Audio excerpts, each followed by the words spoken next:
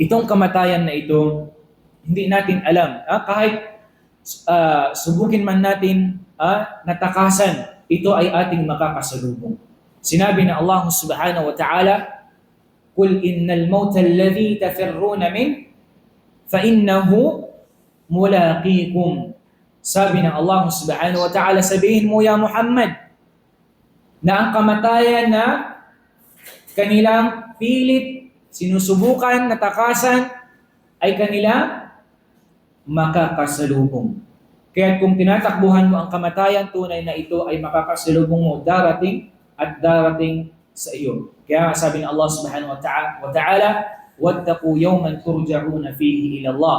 Katakutan ninyo ang Allah subhanahu wa ta'ala sa araw na kayo ay babalik na sa Allah subhanahu wa ta'ala. ونسأل الله التوفيق والهداية وآخر دعوانا أن الحمد لله رب العالمين.